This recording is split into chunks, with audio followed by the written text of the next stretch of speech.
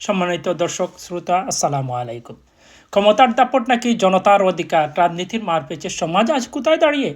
সত্যের সন্ধানে এবং অন্যায়ের বিরুদ্ধে কথা বলতে চোখ রাখুন এসএ লাইভ টকে।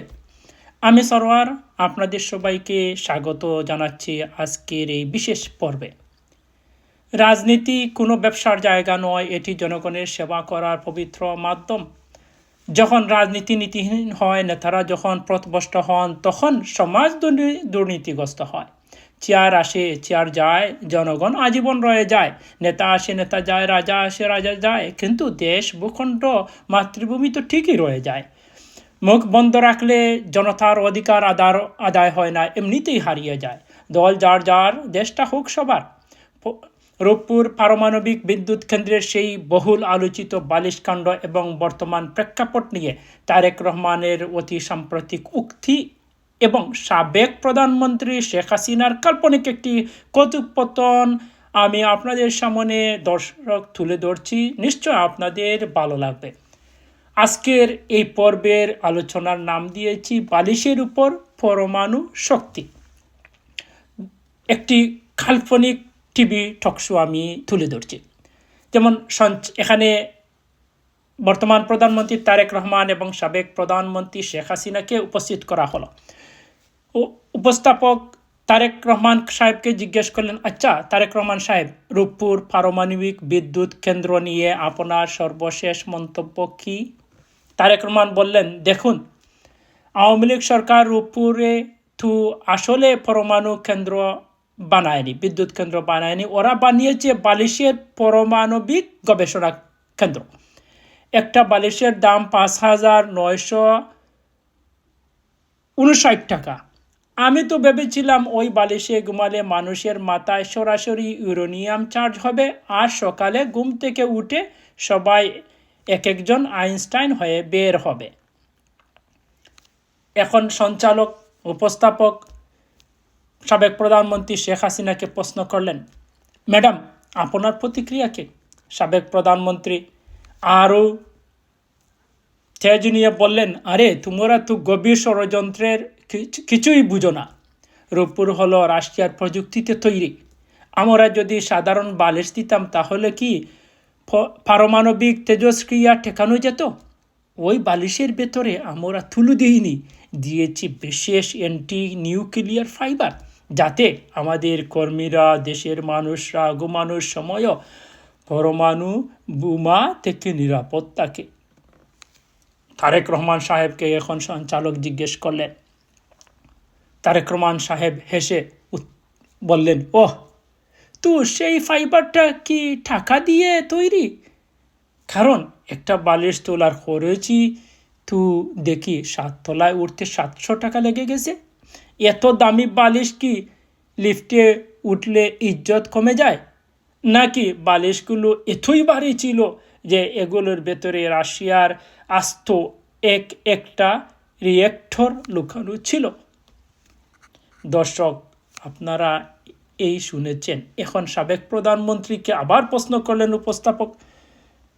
প্রধানমন্ত্রী বললেন, আপনি তো শুনো, বালিশ যখন উপরে উঠে তখন দেশের জিডিপিও উপরে উঠে, আর বালিশ তুলতে পারে তারাই তো আসল উন্নয়ন কর্মী। তোমরা তো সারা জীবন খাম্বাই বসালে, বালিশের মর্ম কি বুঝবে? তারেক রহমান বললেন, ঠিকই বলেছেন সাবেক প্রধানমন্ত্রী, আপনাদের আমলে খাম্বা নেই, বিদ্যুৎ নেই, কিন্তু সাশ্রয়ী মূল্যে বালিশ আছে। দেশের মানুষ এখন অন্ধকারে সেই 6,000 টাকার বালিশে মাথা দিয়ে শুধু উন্নয়নের স্বপ্ন দেখছে। এখন সাবেক প্রধানমন্ত্রী বললেন, আরে উন্নয়ন হয়েছে বলেই তো মেট্রো রেল হয়েছে, পদ্মা সেতু হয়েছে, এর উপর পারমাণবিক বিদ্যুৎ কেন্দ্র হয়েছে, বিভিন্ন দুর্নীতি হয়েছে। এগুলাই তো উন্নয়নের একটি কাঠামো। যেখানে উন্নয়ন থাকবে সেখানে দুর্নীতিই থাকবে। আমি তো শুধু খাম্বা বসাইনি। খাম্বার উপর দিয়ে কি মানুষ হেঁটে যাবে? খাম্বা কি দুর্নীতির কারাগার হবে? না, আমি মেট্রো রেল করেছি, পারমাণবিক বিদ্যুৎ কেন্দ্র করেছি। তারেক রহমান এখন হেসে মুখ কালো করে বললেন, আহ, তাই তো, আপনার উন্নয়ন দেশবাসী দেখেছে 5 আগস্টের আগ পর্যন্ত। শুধু দর্শক, আজকে এখানেই শেষ করছি। আপনাদের একটি সচেতন মতামত সমাজ বদলে দিতে পারে। আজকের এই উক্তি এবং স্লোগানগুলো এবং কাল্পনিক এই ইন্টারভিউটি যদি আপনাদের ভালো লাগে তাহলে আপনারা কমেন্ট করে জানাবেন। ভিডিওটি ভালো লাগলে লাইক এবং শেয়ার করবেন। আর আমাদের সাথে যুক্ত থাকতে এসে লাইভ টেক চ্যানেলটি এখনই সাবস্ক্রাইব করুন। দেখা হবে আগামী পর্বে। ধন্যবাদ। ভালো থাকুন, সুস্থ থাকুন। দেশ আমাদের সবার, দল যার যার, বাংলাদেশ হোক সবার।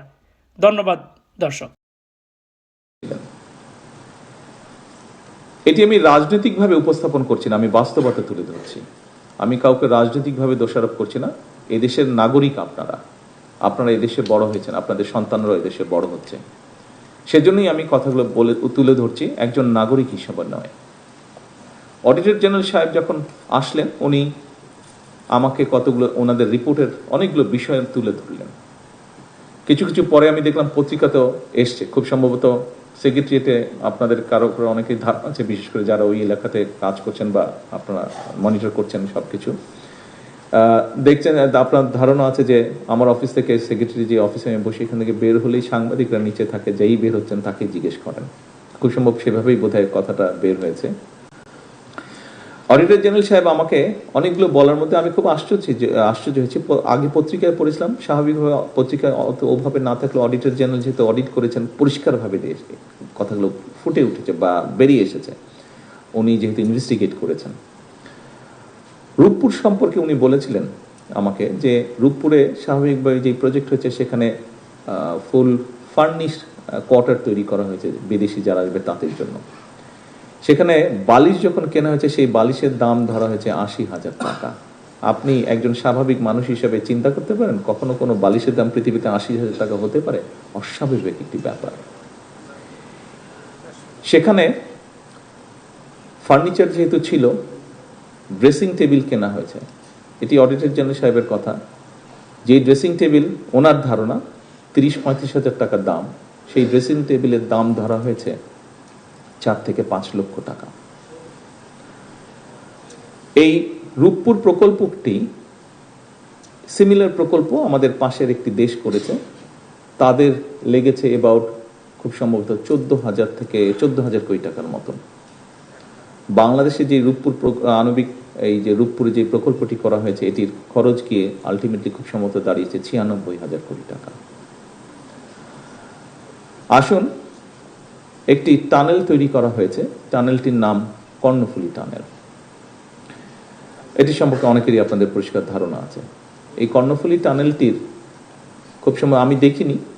কর্ণফুলী টানেলটি, এটা মিনিস্টার সাহেব বলতে পারেন, বোধহয় পার হয়ে গিয়ে ওপারে গেলে বোধহয় একটি জায়গায় কতগুলো খুব স্ট্যান্ডার্ড বেশ লাক্সারিয়াস সর্ট অফ অ্যাপার্টমেন্ট বা বিল্ডিং তৈরি করা হয়েছে, যার কোনো প্রয়োজন ছিল না। এখানে কয়েক শত কোটি টাকা খরচ হয়েছে। একই সাথে ওনার ইনভেস্টিগেশনে বেরিয়ে এসেছে যে কর্ণফুলী টানেল বের হওয়া বা ঢোকার আগে দুপাশে গাছ লাগানোর কথা, উনি কোনো গাছ পাননি। এই গাছের জন্য 50 কোটি টাকা।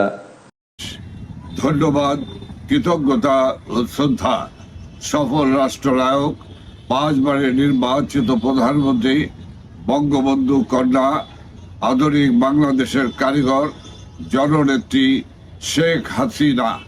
জয় বাংলা, জয় বঙ্গবন্ধু।